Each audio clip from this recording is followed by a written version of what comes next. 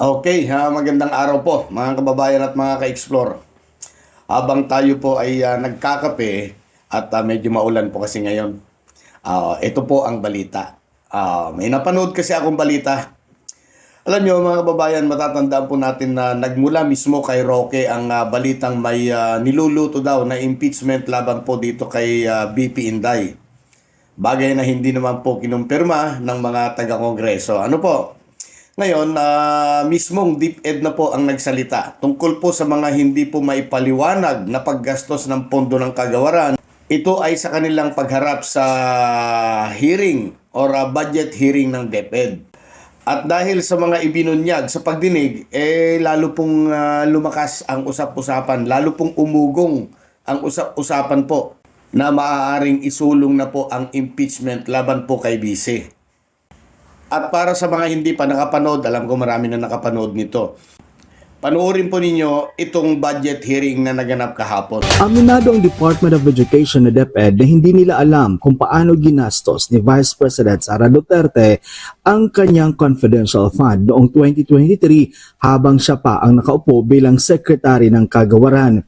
Ito ang lumabas matapos sumalang ang ilang opisyal ng DepEd sa budget hearing nito sa House of Representatives.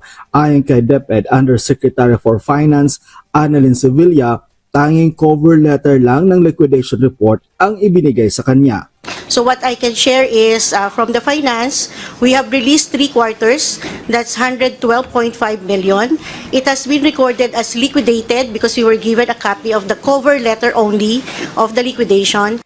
Hindi rin daw kasama sila sa utilization at liquidation ng nasabing pondo pero na-release nila ang 150 million confidential fund ni Vice President Sara noong 2023 dahil naisabatas na ito. Ito ang General Appropriation Act of 2023 kung saan kasama ito sa listahan ng mga expenses. We also follow joint circular cash advance. Naka-identify po doon that the 3 months requirement should be released in quarterly basis and that the next liquidation should be upon the liquidation of the head of the agency to the chairman of the Commission on Appropriation.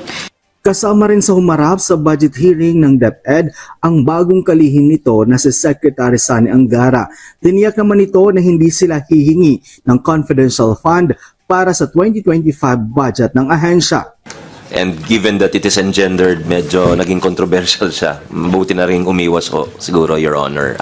At hingin na po yon sa line item kung may mga pangangailangan po ang departamento.